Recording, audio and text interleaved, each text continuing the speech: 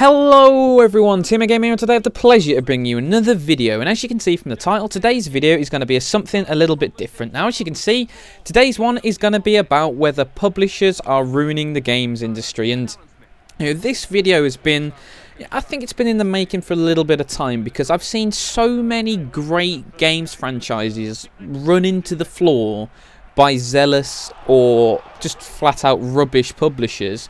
I'm beginning to wonder whether there's a little bit of a pattern, and a couple of examples that immediately spring to mind. The first one, which I've mentioned so many times before but definitely deserves another mention, is Mass Effect.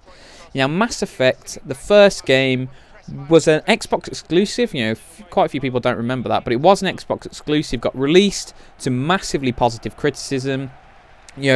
Second one came out on multi-platform this time. Again, really good. And then the third game, that game was blatantly unfinished. It was just blatantly unfinished because they just ruined the ending. They had obviously made the ending in a 10-minute lunch break. And the only reason why BioWare put that ending in was EA. There's no other reason for it.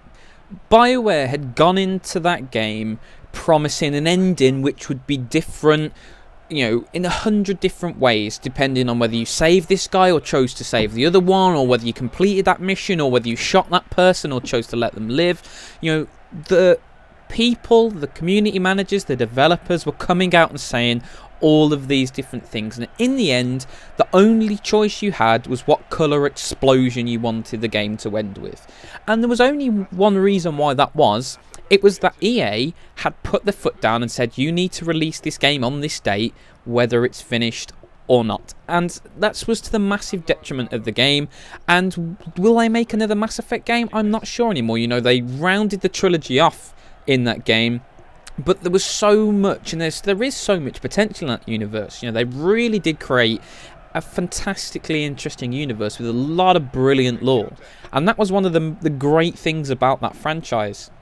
And the main reason why I got into it, to be honest, because I got into that franchise pretty late. I saw my friend playing Mass Effect 2 and thought, you know what, this game looks cool. And then I spent weeks learning all the lore for it, and it was just so interesting to me. BioWare obviously loved what they were doing, and they created something absolutely magnificent, only for it to get destroyed by EA. And EA, again, trying to get some more money out of it, released Day 1 DLC, where they took a character which was developed in the game. A massive part of the lore, is basically taking, and I've used this analogy before as well, it's basically making you pay to have Darth Vader in Star Wars. That's how massive it was. They took a core character out, made you pay for it, and then more and more DLC, and etc. And it just completely destroyed the game. There was a game there which had the potential to be such a fulfilling end to a tremendous game franchise, ruined due to a greedy publisher. Let's move on again. Let's move on to Rome 2 Total War. Now, Rome 2 Total War is a game that I like. Let's just get that out there to begin with, because Rome has had a lot of heat, but I still like it. I haven't played it in a while, but I enjoyed it when I've been playing it. I've started a couple of campaigns. I'm genuinely very pleased with the game. However, it does have so many bugs and problems, and unit formation glitches, and map problems, and campaign problems, and you can just tell that game wasn't finished. It just wasn't finished. They needed another 2 months of developing that game, and it would have been much better. But again, they didn't get it, and the reason why they didn't get it is pretty obvious. A developer like Creative Assembly, which blatantly cares about what they're doing. You see some developers, like the ones who develop the Warzy and terrible games like that, try and crap out the cruddiest game they possibly can just to rob you of money. And CA haven't done that. The fact that they are a very reputable games developer with a wonderfully successful series on PC shows that they're not that sort of company, because those sorts of companies are found out very quickly, like the guys who developed Aliens Colonial Marines and forged the trailer for that, basically just so they got people to pre-order it, and then when the game came out, it was the worst thing of all time. CA aren't like that. They blatantly care about what they're doing. If you watch the Rally Point series on their YouTube channel, just look at the passion in those guys. They love what they're doing. There is no way CA would poop out a game which was unfinished unless the publisher put the hammer down. That's blatantly what Sega did again. And if you look at the Creative Assembly Facebook page and all of the videos they've uploaded on the YouTube channel and the Total War forums, they are getting so much heat that I think is unfairly directed at them. It should be directed squarely at Sega for forcing them to release a game too early. That's because that's what it is.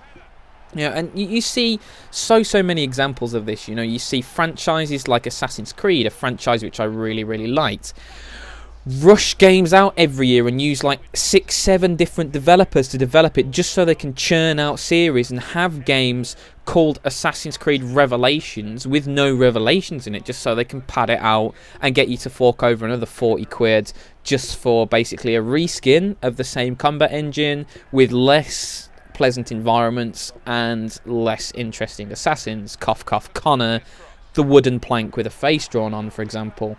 Now, you see this happen all the time. Great ideas and great franchises are taken and throttled to an inch of their life, and quite often throttled beyond it, to milk every last penny out of it as they possibly can. And the reason I think this happens so much is because of the massive increase in cost now of developing games.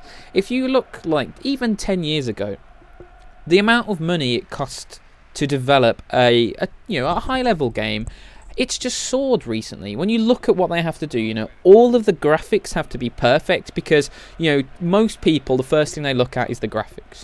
If this game looks bad, they go, don't want that, unless it's Call of Duty, which has used the same textures for 7 years, but we'll gloss over that one. Then in all of the games, look at the voice acting.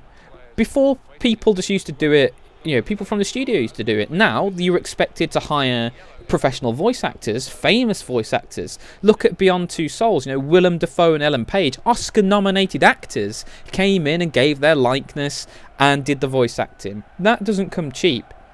Then you've got to do the mechanics. Then you've got to do the promotion. Then you've got to build all the levels, because people don't like their games to last 2 hours. They want a very fulfilling experience, which again, more level design, more voice acting, more rendering, more graphics, more textures, more environments, more everything. The cost of developing a AAA game now is absolutely phenomenal. It's a really, really expensive thing to do. It's so expensive that the vast majority of developers can't do it. They can't do it themselves, so they have to use these publishers to be able to get their games out. Now, the problem with this is, you see these publishers, they find a developer they like, they buy them out, or the developer goes to them with an idea or whatever, and then an idea is successful. It's very, very rare in today's games industry for an idea to be truly fantastically successful. A GTA level, a Call of Duty.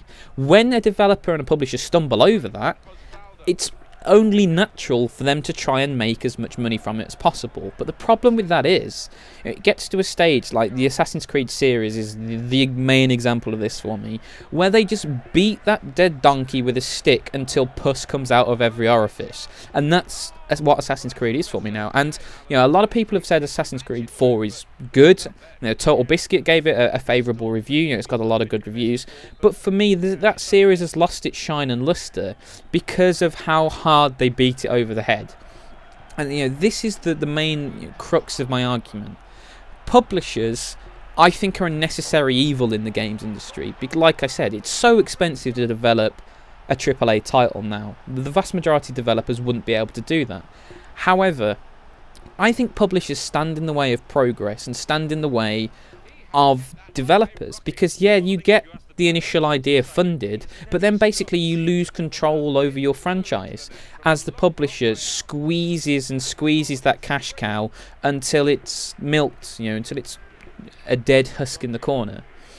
And because it's so expensive and so complex and time-consuming to develop these AAA titles, you see publishers very, very reluctant to take a new step. That's why you see all of these sequels, sequel. Look at all of the the games that have been released over the last year.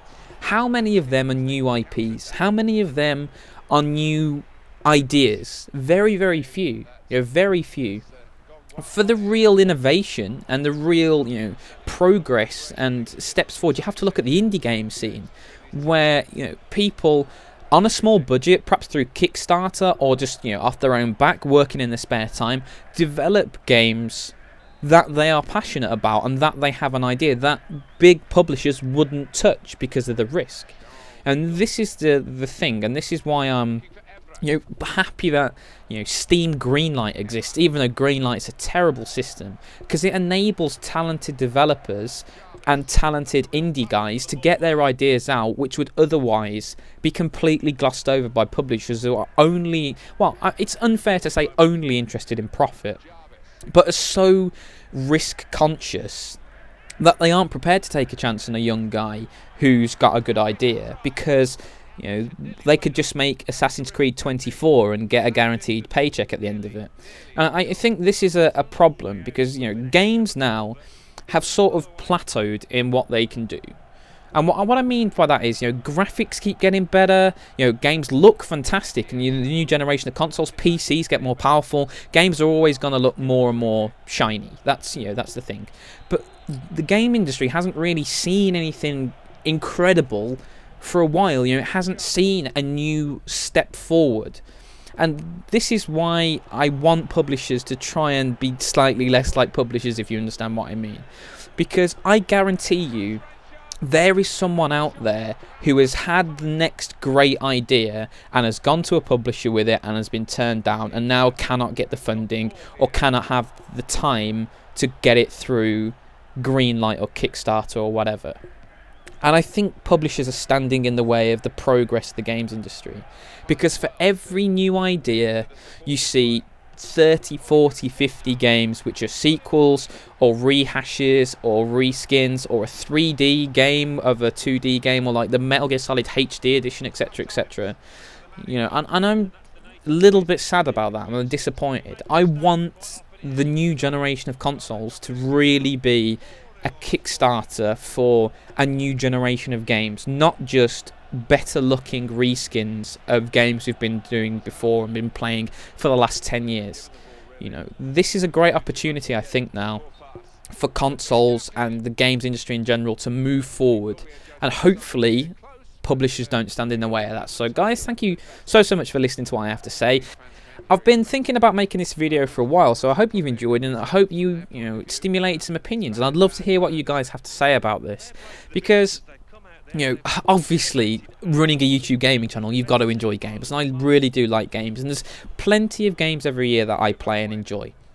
But I'm just waiting for that next big thing, not just a new Call of Duty, not just a new FIFA, something which captures my imagination. And perhaps, it's only a couple of months away in some of the new gen consoles. You never know, that's the great thing, it might be coming. So guys, thank you so much for listening, I hope you've enjoyed it, and as always, have a great